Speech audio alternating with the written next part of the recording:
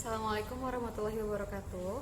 Kami dari kelompok 2 akan mempresentasikan hasil diskusi kami dengan topik akuntansi dan etika. Saya Sri Kartika Afini dan dua rekan saya. Saya Amira Salihah. Saya Suci Ramadhani. Baik, di sini saya akan menjelaskan chapter 1 dengan topik The Nature of Accounting and the Chief Ethical Difficulty through Disclosure. Sebelumnya saya akan menjelaskan dulu permasalahan yang ada di dunia akuntansi. Ada banyak isu atau permasalahan etika yang berkaitan dengan akuntansi. Permasalahan-permasalahan di dunia akuntansi itu seperti numbers game.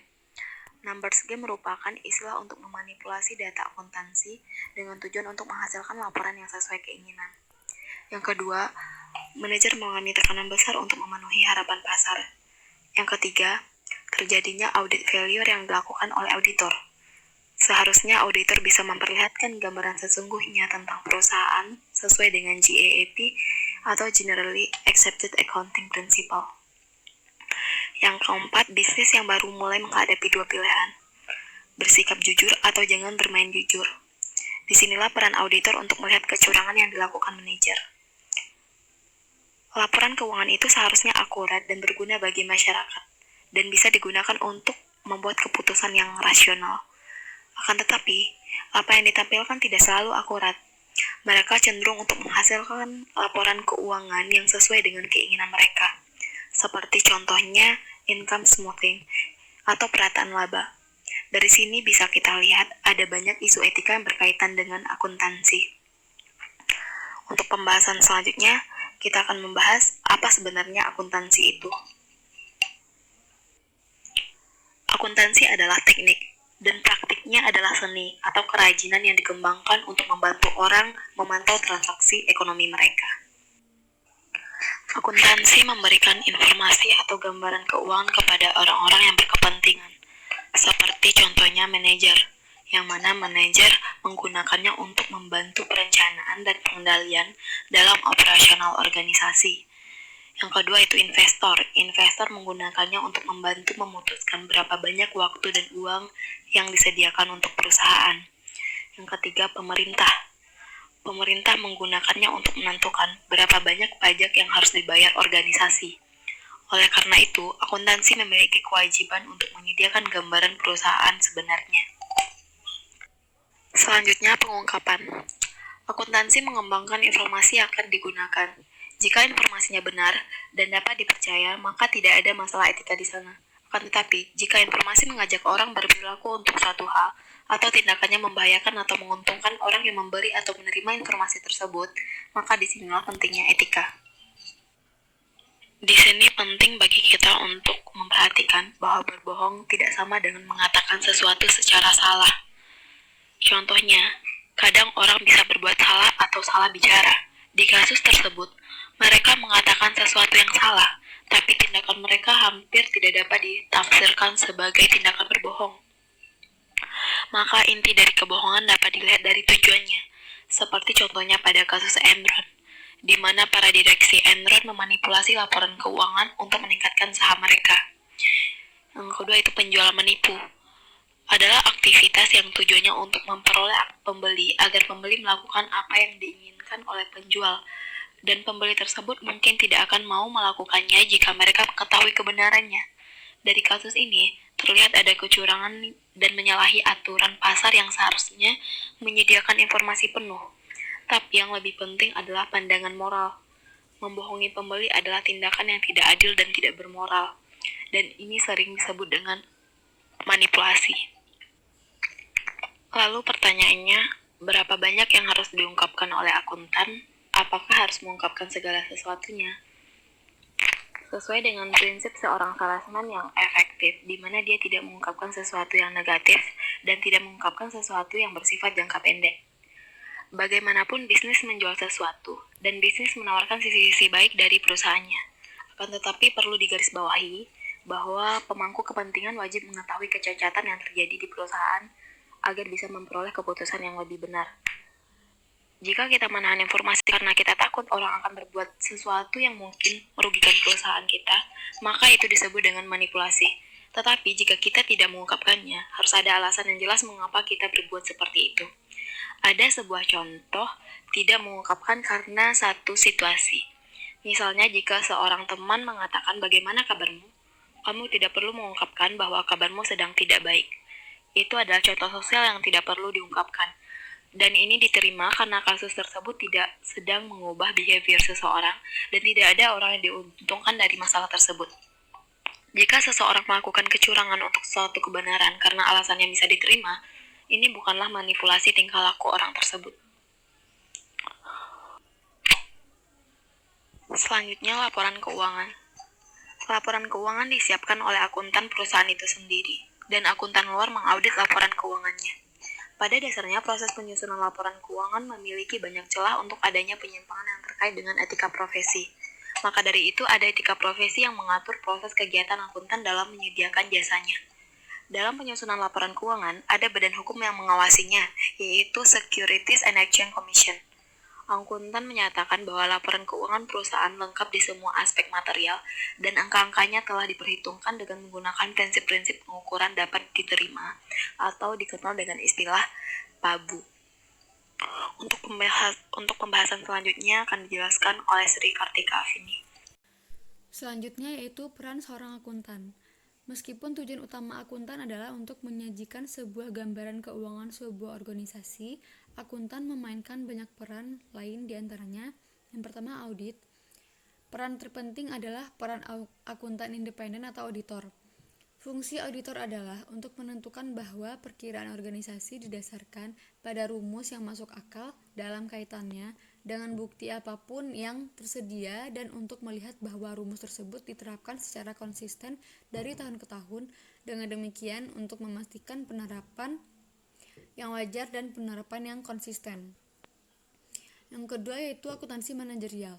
Peran kedua bagi akuntan adalah akuntansi manajerial. Bisnis membutuhkan pengontrol dan auditor internal. Misalnya, mereka membutuhkan akuntan internal yang perannya memberikan gambaran paling akurat tentang keadaan ekonomi organisasi, sehingga perusahaan dapat berkembang. Yang ketiga, akuntansi perpajakan. Peran ketiga akuntan adalah menentukan kewajiban perpajakan untuk klien, baik individu maupun perusahaan. Berikutnya yaitu perencanaan keuangan. Semakin banyak akuntan yang terlibat dalam jenis aktivitas keempat ini yang bersumber dari pengetahuan mereka tentang hukum perpajakan dan pasar investasi keuangan, perencanaan keuangan.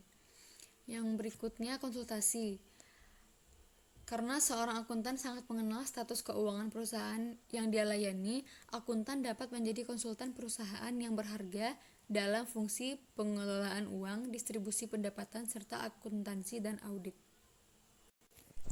Berikutnya, pengembangan standar akuntansi dan peraturan eksplisit. Standar akuntansi dikembangkan secara pribadi, seringkali dirancang dengan buruk dan tidak diatur. Akibatnya, mulai tahun 1920-an, ada tindakan memanipulasi laporan keuangan untuk mendorong harga saham, memenuhi perjanjian pinjaman untuk menarik investor baru. Karena standar akuntansi didorong oleh periode pertumbuhan industri dengan lonjakan harga saham yang sesuai. Berikutnya, The Sarbanes-Oxley Act. Sarbanes-Oxley Act dirancang terutama untuk mengatur perilaku perusahaan dalam upaya untuk mempromosikan perilaku etis dan mencegah pelaporan keuangan yang curang.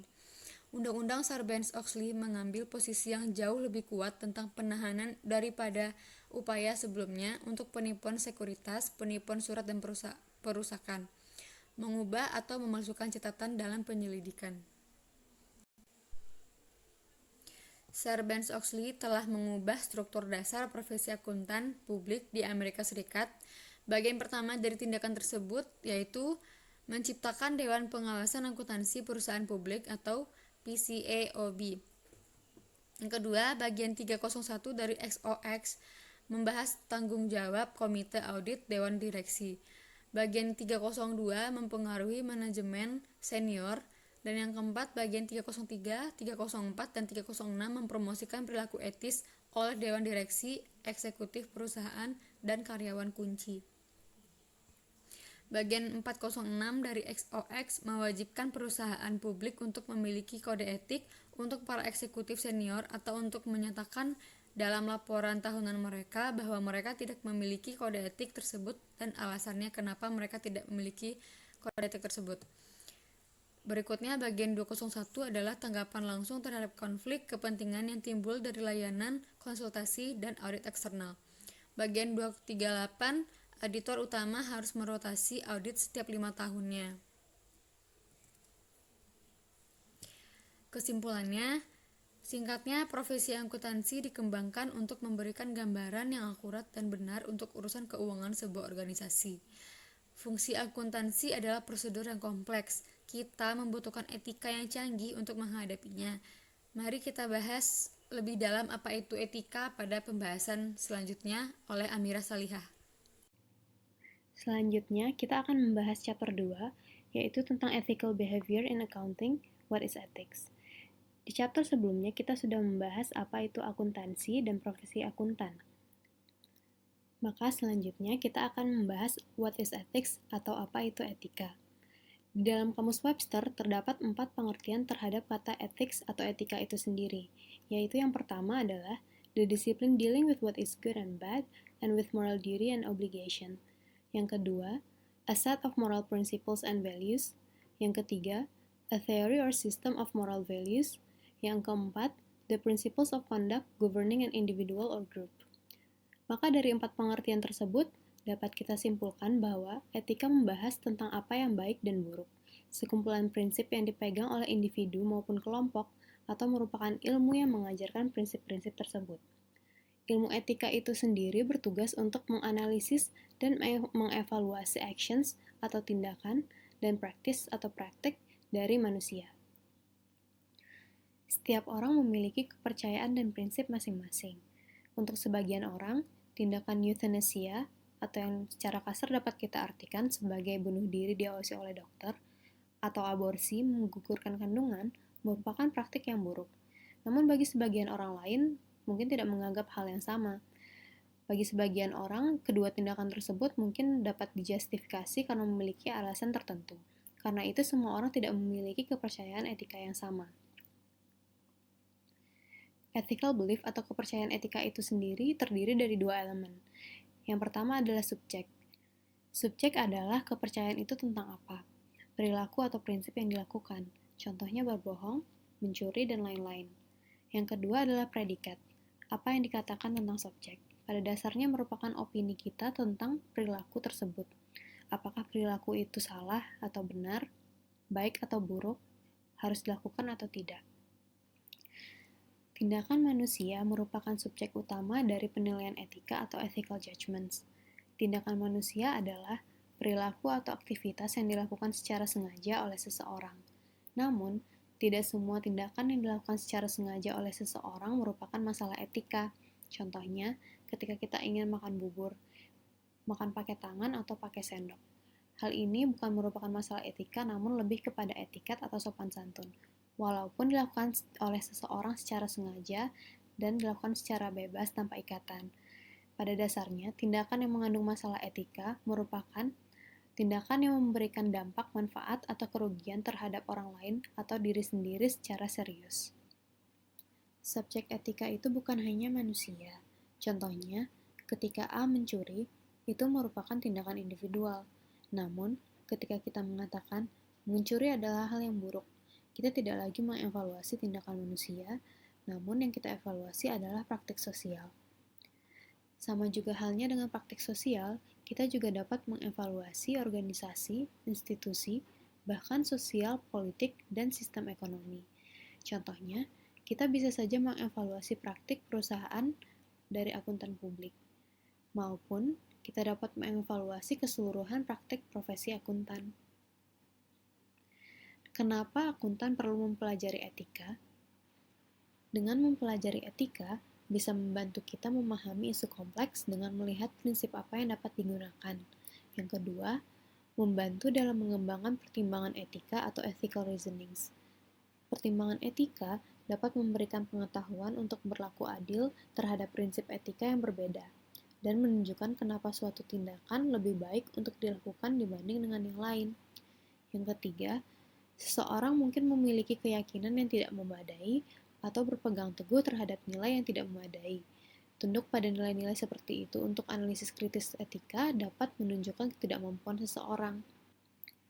Selanjutnya, untuk memahami apakah opini kita layak dipertahankan.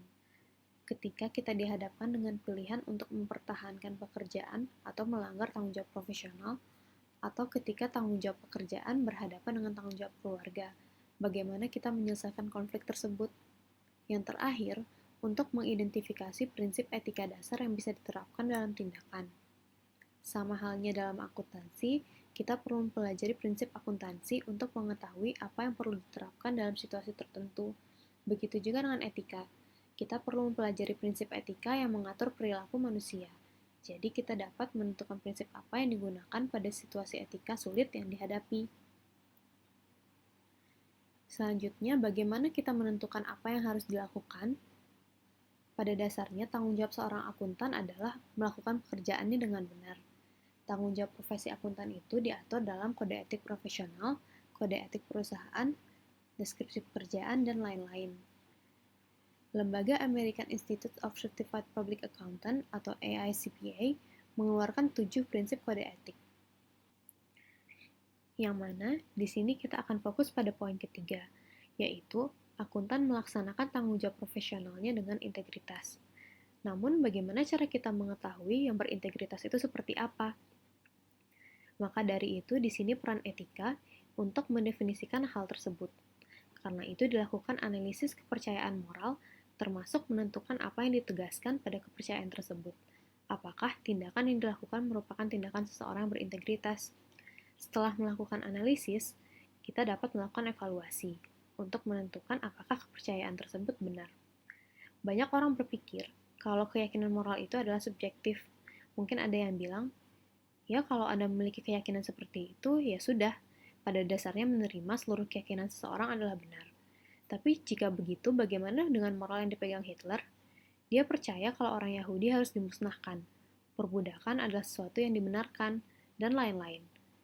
Tentunya, keyakinan tersebut tidak bisa ditoleransi. Jadi bagaimana cara menilai keyakinan? Penilaian moral tidak sama dengan penilaian faktual, seperti bumi itu bulat, yang bisa dinilai dengan observasi saintifik, atau mengatakan, sekarang hujan, yang bisa langsung dibuktikan dengan melihat keluar.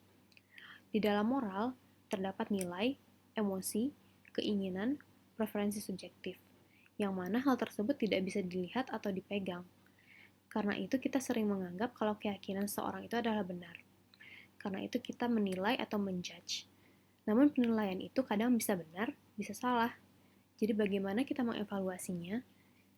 Cara yang paling jelas adalah dengan menanyakan apakah ada alasan yang bagus kenapa suatu tindakan itu dapat diterima moral, atau alasan bagus jika suatu tindakan tidak dapat diterima moral.